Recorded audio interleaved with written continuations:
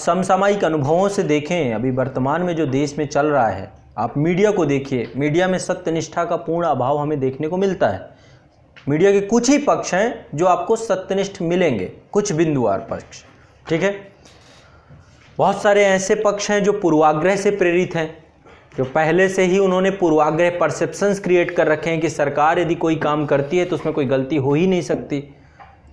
कुछ ऐसे हैं जो ऐसे पूर्वाग्रह से प्रेरित हैं जो सरकार यदि कोई भी काम करे उसको क्रिटिसाइज ही करना है, चाहे सरकार जितने अच्छे काम कर दे। इसे कहते हैं पूर्वाग्रह परसेप्शंस।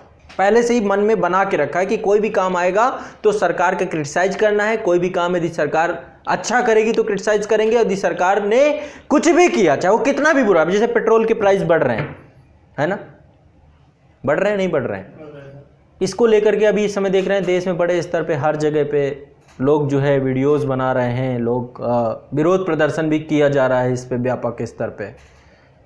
अब कहीं ना कहीं पे रीज़न क्या है, सरकार के कमिटमेंट जो उन्होंने किए थे एक समय पे कि पेट्रोल के प्राइस बढ़ने का जो वास्तविक कारण है, अब देखो इसमें गवर्नमेंट का हाथ ज़्यादा नहीं है, डीरेगुलेटेड है ये पेट्रोल की प्राइसिंग जो होती है डीरेगुलेटेड, वैश्विक बाजार पे काफ़ी हद तक ये जो क्रूड ऑयल है यदि इंटरनेशनल मार्केट में उसके रेट बढ़ेंगे तो उसका इम्पैक्ट यहाँ पे दिखेगा। पहले 2010 में मनमोहन सिंह की सरकार ने इसको डीरेगुलेट कर दिया, 2014 में डीजल को भी डीरेगुलेट कर दिया गया जब ये सरकार आई।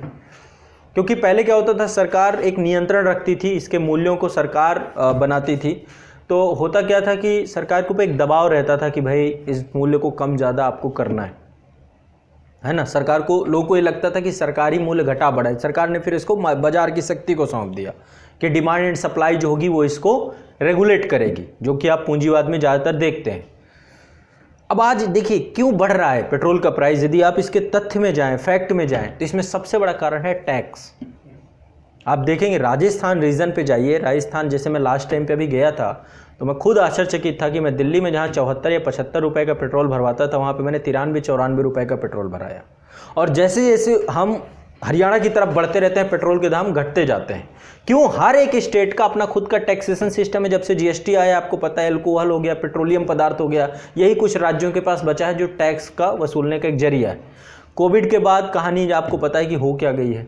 कोविड के बाद राज्यों के पास क्योंकि जीएसटी कलेक्शन भी कम हुआ, राज्यों के पास आय का साधन वैसे ही नहीं है, केंद्र सरकार कंपनसेशन नहीं देना चाहती, वो कहती है कि ये एक्ट ऑफ गॉड है, कोविड हम नहीं लेकर के आए, इसके कारण से जो हर्जाना है भरपाई है। तो कोई ऐसा नहीं कि कोविड पैकेज पहुंचाओ स्टेट को, तो उनके पास एक सीधा सा एक जरिया है कि वो पेट्रोलियम पदार्थ हो गए, अल्कोहल हो गया। आपने देखा होगा कि सबसे पहले अल्कोहल की दुकानें खोल दी गई, इसलिए खोली गई क्योंकि वो पैसा कहाँ से पाएंगे, राज्य चलेगा कैसे, राज्य में इतने सारे कर्मचारी काम कर रहे हैं, वो उसका टैक्स कलेक्शन कैसे होगा।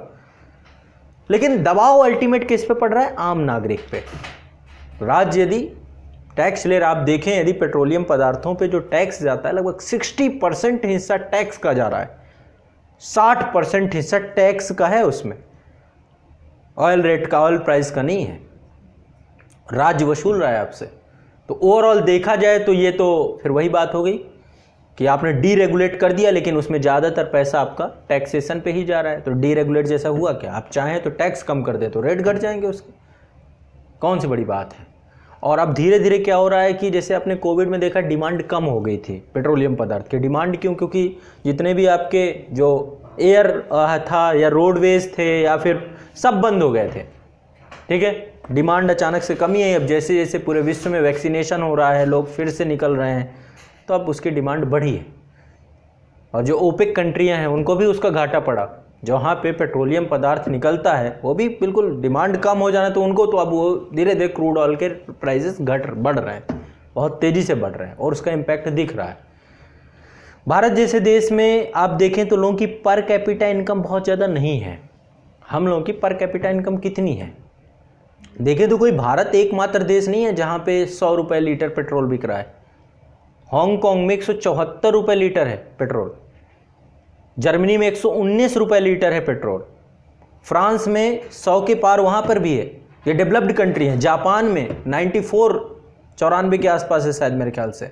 साउथ कोरिया में भी यही हालत है, ये डेवलप्ड है, डेवलप्ड नेशन है। लेकिन यहाँ पे पर कैपिटा इनकम भी बहुत ज़्यादा है। यदि देखा जाए, यदि इनके परचेजिंग पावर से हम अपनी परचेजिंग पावर को देखें तो हम लगभग 10 गुना ज्यादा पेट्रोल का भाव दे रहे हैं। आपके पड़ोस में अफगानिस्तान में 37 रुपए लीटर है, बांग्लादेश में 57-58 का रेट है, नेपाल में भी कम है, लेकिन यहां पे वो डिमांड नहीं है। अब अफगानिस्तान में क्या डिमांड होगी, वहां की इकोनॉमी कितने बड़े लेवल की होगी, या फिर वहां पे खुद क्रूड ऑयल का प्रोडक्शन होता है। हम लोग 84% क्रूड ऑयल इंपोर्ट करते हैं बाहर से, 84% ह्यूज मात्रा में।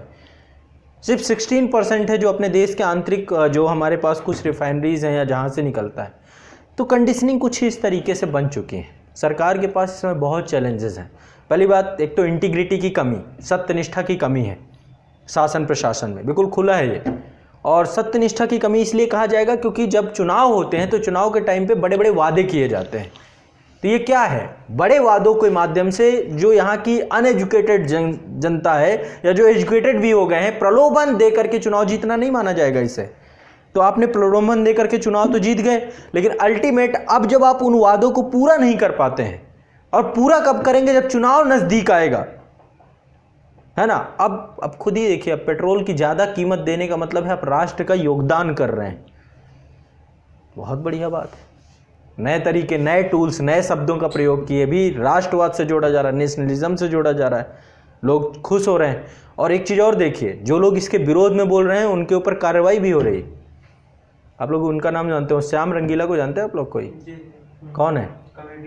एक कॉमेडियन है, स्टैंड अप कॉमेडी करते हैं, प्रधानमंत्री जी की वॉइस निकालते हैं, राहुल गांधी जी की वॉइस निकालते हैं, मिमिक्री करते हैं। उन्होंने पेट्रोल पे बनाया, कल उनके ऊपर केस हो गया। और जिस पेट्रोल पंप पे उन्होंने बनाया था, पेट्रोल पंप को ऑयल सप्लाई बंद कर दी गई। शायद मेरे ख्याल से एस्सार लिमिटेड कैसे कुछ था वो पेट्रोल पंप। हाँ, समझिए, मतलब आप यदि बोलेंगे राज्य के खिलाफ तो राज्य आपको अब धीरे धीरे लोकतांत्रिक विचारों को भी दबाया जा रहा है। अभी देखिए, इस समय फिर से चालू हुआ है मोदी रोजगार दो, हैशटैग चलाया जा रहा है एजुकेशनल संस्थानों के द्वारा। इससे पहले आप लोगों ने देखा था लॉकडाउन के दौरान चालू हुआ था, आप लोग भी शायद ट्वीट किए हो, है ना। तो कहीं ना कहीं पे ये राज्य और इस सरकार की धीरे धीरे विश्वसनीयता कम होती चली गई जब ये गवर्नमेंट आई, क्योंकि गवर्नमेंट आप लाए थे अच्छे दिनों के लिए और अच्छे दिन कुछ दिख नहीं रहे आप लोगों को। तो क्या जब विश्वसनीयता खत्म होती है, और विश्वसनीयता खत्म होने का सबसे बड़ा कारण है सत्यनिष्ठा में कमी। जो आप कहते हैं उसे आप करते नहीं हैं, कथनी और करनी में अंतर। इसलिए किसान रोड पे बैठे हुए हैं। पहले लोग लाइनों में लगे थे, है ना। पहले जियो का सिम आया तो आप लोग लाइनों में लग गए, आपको पता नहीं था। अभी कुछ दिन बाद आप हॉस्पिटल में लाइनों में लगेंगे, सब के सब। फिर इसके बाद नोटबंदी हो गई तो फिर सब लाइनों में लग गए एक तरफ से। तो कहीं ना कहीं पे ये जो कंट्री है, हमारा देश है ना, इसमें कहीं ना कहीं पे बहुत सारी चीज़ें हैं। और इसका सबसे बड़ा कारण है आज के टाइम पे भी देखा जाए, मैं नेताओं की गलती कमी है वो तो अलग बात है, लेकिन प्रशासनिक अधिकारी क्या कर रहा है, कोई स्ट्रांग पोजीशन नहीं दिख रही कहीं पर भी। किसी मुद्दे को सुलझाने में इतना टाइम क्यों लग रहा है, क्योंकि ये काम तो एडमिनिस्ट्रेशन का होता है ना। कोई भी मुद्दा हो, अभी किसानों का ही मुद्दा सुलझा नहीं पा रहे हैं तो इसमें नेताओं की गलती थोड़ा ना है, इसमें एडमिनिस्ट्रेशन की गलती है कि कैसे लोग बैठे कौन सी राय दे रहे हैं। कौन कह रहे हैं कि जाओ सड़कों में कीले लगा के आओ, कौन बोलेगा ये? सड़कों में कील कौन लगवाएगा? नेता लगवा रहे हैं या एडमिनिस्ट्रेशन लगवा रहा है? यदि ऐसे रायशुमारी वाले लोग बैठे हुए हैं उनके साथ तो फिर क्या होगा, है ना। हमारे देश में नागरिकों को प्राथमिकता देने को लेकर संविधान बना है, और जब जब नागरिकों को प्राथमिकता नहीं दी गई ना, तो यहाँ आंदोलन बहुत बड़ी बात नहीं है, आंदोलन जीवी लोग हैं यहाँ पे, है ना। और फिर प्रधानमंत्री जैसे एक इतने बड़े वक्ता जो आकर के देश के नागरिकों को लेकर के ऐसी चीज़ें बोलना, तो बहुत सारी ये सत्यनिष्ठा की कमी ही दिखाता है। अब आगे मैं आप लोगों को भी पढ़ाऊंगा कि इंटेलेक्चुअल इंटीग्रिटी का किस तरीके से हमारे यहाँ पे कमी हो रही है। इंटेलेक्चुअल इंटीग्रिटी, बौद्धिक सत्यनिष्ठा, है ना। तो एक प्रभावी स्वरूप अभी धीरे धीरे आप इसको समझेंगे। जब ये पूरा समझेंगे तो आपको समझ में आएगा कि प्रशासन की स्थिति परिस्थिति कैसे